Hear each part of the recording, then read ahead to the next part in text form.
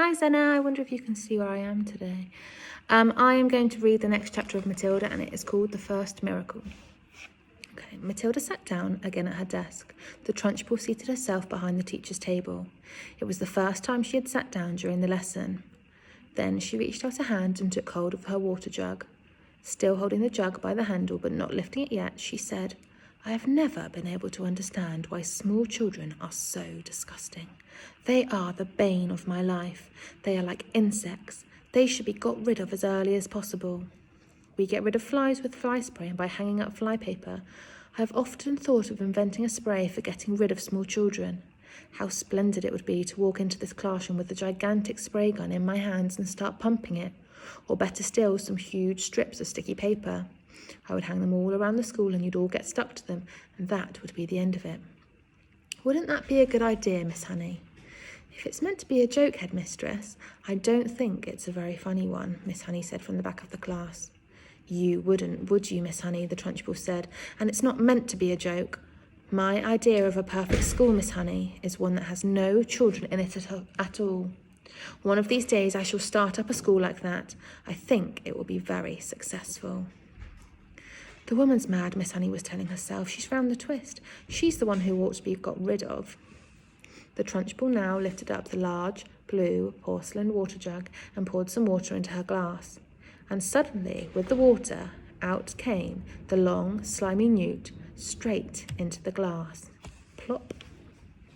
The Trunchbull let out a yelp and leapt off her chair as though a firecracker had gone off underneath her. And now the children also saw the long, thin, slimy, yellow-bellied, lizard-like creature twisting and turning in the glass, and they squirmed and jumped about as well, shouting, "What is it? Oh, it's disgusting! It's a snake! It's a baby crocodile! It's an alligator!" "Look out, Miss Trunchbull," cried Lavender. "I bet it bites." The Trunchbull, this mighty female giant, stood there in her green breeches, quivering like a blancmange. She was especially furious that someone had succeeded in making her jump and yell like that because she prided herself on her toughness.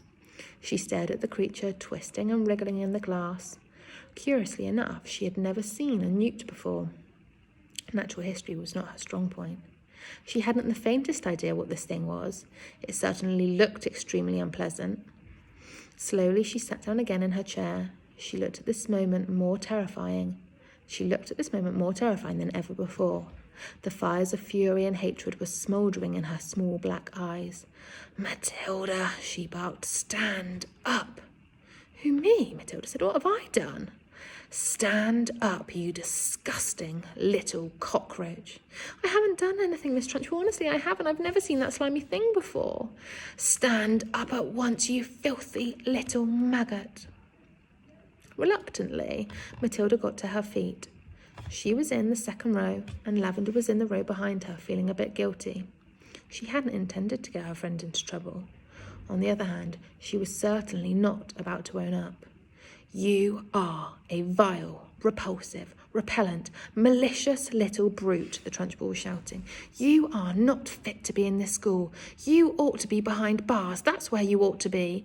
I shall have you drummed out of this establishment in utter disgrace. I shall have the prefects chase you down the corridor and out of the front door with hockey sticks. I shall have the staff escort you home under armed guard. And then I shall make absolutely sure you are sent to a reformatory for delinquent girls for a minimum of 40 years.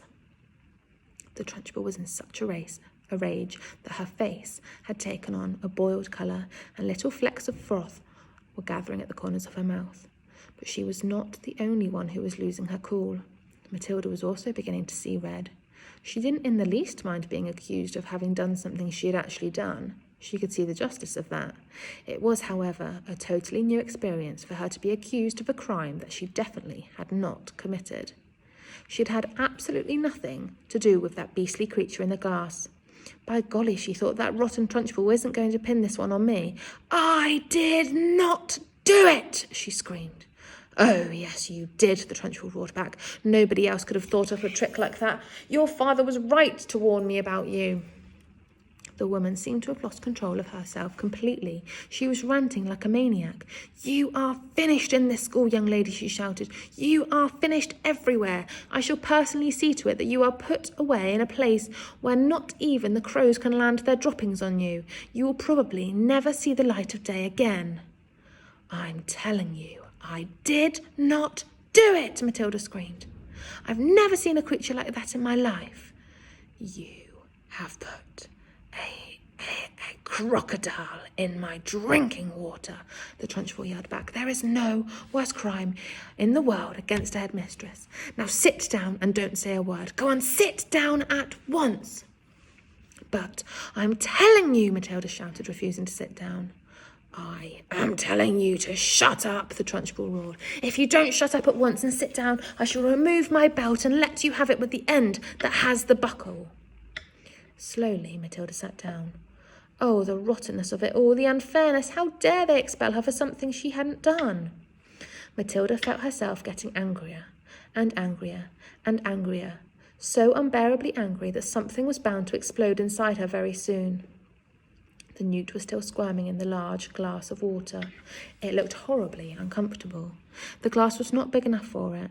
Matilda glared at the Trunchbull. How she hated her. She glared at the glass with the newt in it, and how she longed to march up and grab the glass and tip the contents, newt and all, over the Trunchbull's head. She trembled to think what the Trunchbull would do to her if she did that. The Trunchbull was sitting behind the teacher's table, staring with a mixture of horror and fascination at the newt wriggling in the glass. Matilda's eyes were also riveted on the glass, and now, quite slowly, there began to creep over Matilda a most extraordinary and peculiar feeling. The feeling was mostly in the eyes. A kind of electricity seemed to be gathering inside them. A sense of power was brewing in those eyes of hers. A feeling of great strength was settling itself deep inside her eyes. But there was another feeling which was something else altogether, and which she could not understand. It was like flashes of lightning. Little waves of lightning seemed to be flashing out of her eyes. Her eyeballs were beginning to get hot, as though vast energy was building up somewhere inside them. It was an amazing sensation.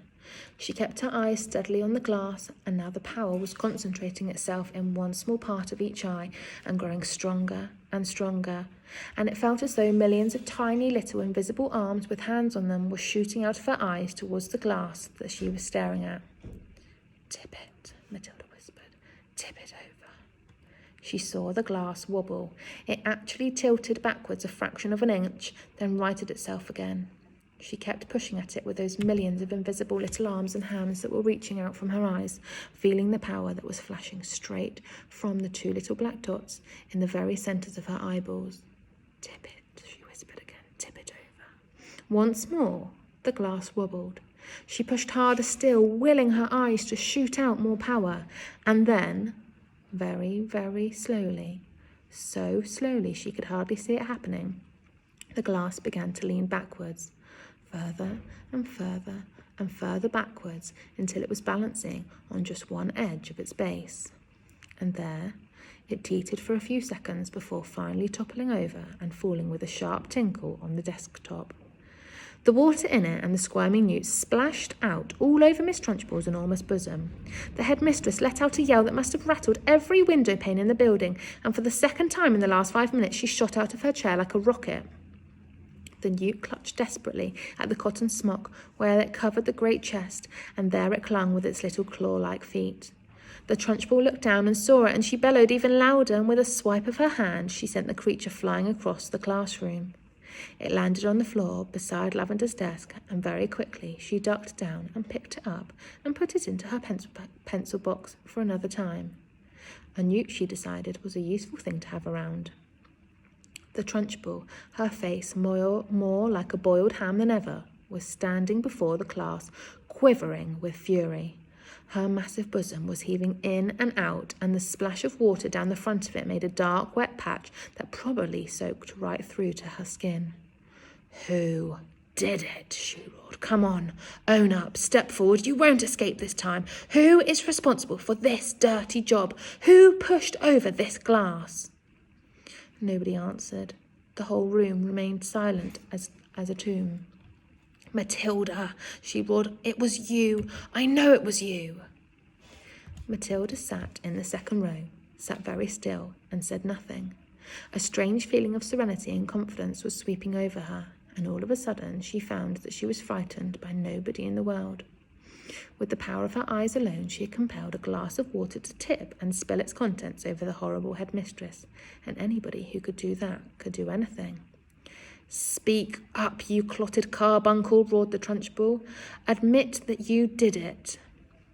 Matilda looked right back into the flashing eyes of this infuriated female giant and said with total calmness, "I have not moved away from my desk, Miss Trunchbull, since the lesson began. I can say no more." Suddenly, the entire class seemed to rise up against the headmistress. "She didn't move," they cried out. "Matilda didn't move. Nobody moved. You must have knocked it over yourself."